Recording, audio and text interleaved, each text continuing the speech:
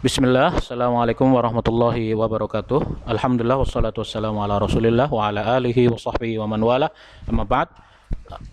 Anak-anakku kelas 6A ikhwan dan 6B akhwat yang saya cintai karena Allah, bertemu lagi di hari Rabu pada mapel adab, dan alhamdulillah kita telah menyelesaikan bab pertama yang kemarin ya, dan sudah penilaian harian juga. Jadi kita akan melanjutkan untuk materi atau untuk persiapan materi PTS kita, yaitu bab kedua, bab taubat. Yang akan kita pelajari pada bab taubat ini tidak lepas dari 4 ini: pengertian, syarat taubat, tujuan, dan manfaat. Nah, kalian harus memperhatikan. Insyaallah Ustadz akan menjelaskan yang ini ada di buku semua, insyaallah ta'ala. Kalau tidak ada di buku, Ustadz tambah-tambahkan karena itu Ustadz rasa penting ya. Lanjut, pengertian. Sebelum kita masuk ke pengertian, ada sabda Nabi Muhammad SAW yang berkenaan dengan bab kita, yaitu kullu bani Adam khata' wa khairul khata'in at-tawwabun. Semua anak cucu Adam itu berbuat salah atau berbuat kesalahan atau dosa, dan sebaik-baik orang yang berbuat salah adalah orang yang bertaubat. Taubat secara bahasa adalah kembali. Namanya kembali berarti dia telah memiliki tempat sebelumnya. Jadi contoh, orang yang tadinya dari rumah dia pergi, nah dia kembali, berarti dia sebelumnya punya rumah nggak? Punya. Nah ini karena dia kembali. Secara istilah, kembali mendekat kepada Allah setelah menjauh karena perbuatan dosa dan maksiat. Nah dari istilah ini kita bisa ambil kesimpulan bahwa taubat adalah kembalinya hamba Allah setelah melakukan dosa. Jadi secara tidak langsung dosa, ketika seorang muslim melakukan dosa atau maksiat, dia pergi menjauh ya, dia menjauh dari Allah Subhanahu wa taala. Setelah menjauh, lalu dia melakukan taubat, yaitu dengan kembali mendekat. Tadi perginya sudah jauh, nah sekarang meninggalkan yang perginya itu, lalu kembali kepada Allah Subhanahu wa ta'ala, kembali mendekat. Jadinya itulah yang dinamakan taubat. Perlu kalian tahu, seorang anak cucu Adam itu semuanya adalah memiliki dosa, kecuali para nabi ya, kecuali para nabi. Karena para nabi itu maksum itu diampuni dosanya. Semua dosa-dosa para nabi itu diampuni. Dan akar dari semuanya adalah dosa atau maksiat, karena Allah Subhanahu wa taala tidak mungkin mengutus seorang nabinya yaitu kepada umat, yaitu melainkan di umat itu ada dosa atau maksiat. Contoh Nabi Nuh alaihi salam, ketika itu terjadi dosa yang paling agung dan dosa pertama yang paling besar, yaitu dilakukan oleh umat Nabi Nuh alaihi salam, yaitu dosa syirik. Maka diturunkanlah Nabi sekaligus menjadi Rasul pertama yang Allah utus untuk umatnya untuk memberantas kesyirikan. Seperti itu ya. Jadi pengertian secara bahasa adalah kembali, secara istilah adalah mendekat kepada Allah setelah menjauh karena perbuatan dosa. Kalian stabilo di bukunya ya. Kalian stabilo. Lanjut, syarat taubat. Setelah kita mengetahui tadi pengertian syarat taubat, yang pertama ikhlas karena Allah Subhanahu wa taala. Jadi sebelum kita melakukan semuanya, kamu ini tanya diri kamu sendiri. Contoh nih, kamu telah melakukan dosa ya. Kita semua melakukan dosa. Tanya kepada diri sendiri, ikhlas enggak? Apa disuruh ustadz atau disuruh orang tua atau disuruh siapa? Contoh, ada orang mencuri. Naudzubillah, ada orang mencuri, lalu dia ingin bertaubat. Ini bertaubatnya karena takut dia ditangkap polisi, takut digebukin warga, atau takut apa? Tapi kalau dia takut karena Allah Subhanahu wa taala, karena dia melakukan kesalahan, maka ikhlas karena Allah. Maksudnya karena memang benar-benar dia takut kepada Allah Subhanahu wa taala. Yang kedua, menyesali perbuatan dosa.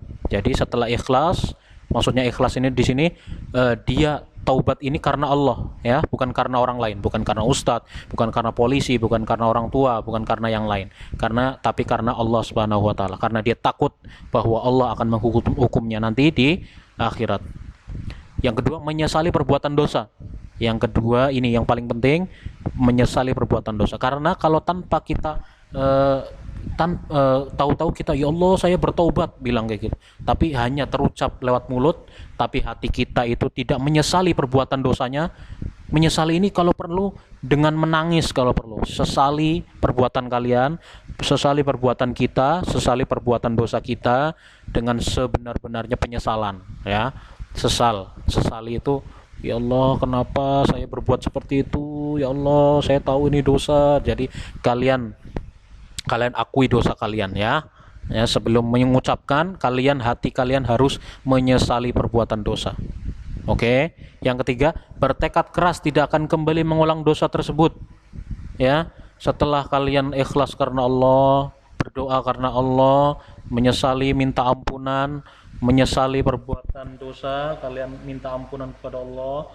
Yang ketiga, bertekad keras. Setelah menyesali itu bertekad keras, berazam tidak akan mengulangi dosa tersebut. Kalau tidak ada nomor 3 ini, namanya taubatnya nanti gampang. Nanti kalau aku dosa, aku taubat lagi, dosa taubat lagi, gampang kan. Nah, itu yang dinamakan taubat sambel. Kenapa namanya taubat sambel? Karena sambel itu pedes tapi enak, ya. Kita ngomongnya kapok, aku nggak bakal makan sambel lagi, aku nggak bakal makan saus lagi, tapi besoknya makan lagi karena ketagihan dia, ya. Namanya taubat sambel kalau Ustaz ngomong, ya. Makanya jangan jadi orang yang bertaubat karena taubat sambel, yaitu besoknya melakukan lagi, besoknya taubat, besoknya lagi melakukan taubat, ya. Jangan seperti itu. Jadi bertekad keras tidak akan kembali mengulang dosa tersebut. Contoh tadi karena mencuri, ya. Mencuri, bertekad keras, ya Allah aku tidak akan mengulangi dosa-dosa tersebut, aku tidak akan mencuri lagi, ya Allah semoga Engkau mengampuni dosa-dosaku. Lalu yang keempat, ini khusus, ya, untuk 1, 2, 3 ini berlaku untuk semua dosa mencuri, dosa minum minuman keras, dosa yang lain lah, ya, dosa-dosa yang lain, ini semua berlaku untuk dosa-dosa. Khusus nomor 4 ini berlaku untuk dosa pencurian, pencopetan, copet, apalagi memalak, apalagi pokoknya yang berkaitan dengan uang atau harta benda, ya, yaitu mengembalikan hak milik orang lain atau meminta kehalalan dari orang tersebut. Contoh, ada fulan mencuri barang si A, ya, tanpa sepengetahuan A, ya, lalu si fulan ini menyesali perbuatannya, ya Allah saya bertaubat, dia udah ikhlas karena Allah, dia menyesali perbuatannya, dia menangis karena dia telah melakukan pencurian misalkan, lalu dia bertekad keras, ya Allah, dia janji sama Allah dia nggak mau mengulangi lagi. Nah, yang keempat ini harus dia lakukan karena ini adalah syarat untuk taubatnya diterima oleh Allah. Khusus nomor 4 yaitu untuk pencurian atau pengambilan barang hak milik orang lain, yaitu mengembalikan orang lain. Contoh tadi fulan dia mencuri sepeda motor, kembalikan sepeda motornya atau belikan yang baru. Contoh, ya, seperti itu, ya. Contoh dia, Ustadz, kalau misalkan dia mencuri nih, tapi dia baru taubatnya setelah 10 tahun, barangnya udah nggak ada. Contoh dia mencuri HP, lalu dia baru taubatnya 10 tahun berikutnya, dan HP-nya udah rusak atau udah dijual. Gimana Ustadz? Ya balikin ke orang lain dengan barang yang sama atau yang baru. Ustadz, tapi orang itu udah jatuh miskin Ustadz. Nah, makanya ketika orang tersebut sudah tidak ada lagi, dia datang ke orang yang dicurinya, ke si A tadi, minta kehalalan. Kehalalan maksudnya, wahai si A, misalkan A itu Ahmad, misalkan, Ahmad, dulu aku telah mencuri handphonemu atau motormu, tapi handphonemu udah nggak ada, aku mau ganti tapi aku udah nggak ada uang, aku minta kehalalannya dong. Maksudnya aku minta maaf ya, kalau orang tersebut, kalau si yang dicuri itu si Ahmadnya minta, enggak, aku nggak mau maafin kamu dan aku nggak bakal menghalalkan kamu, aku mau barangnya kebalikin, ya harus balikin. Kalau dia nggak mau ngebalikin, ya Allah tidak akan menerima taubatnya. Tapi kalau orang tersebut, Oke, saya maafkan, kamu tidak boleh mengulangi lagi, sudah tidak usah diganti. Aku ikhlas karena Allah. Nah, maka semua taubatnya akan insya Allah diterima. Tapi kalau orang tersebut tetap yang dicuri itu tetap minta haknya, dia harus mau nggak mau, dia harus bekerja, dia harus mencari uang untuk mengganti barang yang dicuri. Begitu ya. Jadi dari syarat-syarat taubat kalian garis bawah itu empat-empatnya penting. Ini empat-empatnya penting. Selanjutnya tujuan taubat. Nah, tujuan taubat mendapat ampunan Allah jelas ya. Apalagi kalau kita nggak punya tujuan mendapat ampunan, ngapain kita taubat? Karena ampunan Allah adalah yang paling besar kita harus harapkan. Yang kedua, kembali dekat dengan Allah. Setelah tadi pergi menjauh, kita kembali dekat dengan Allah ya. Tadinya jauh dari rahmat Allah, sekarang kita dekat dengan rahmat Allah kalau kita taubat, sering taubat.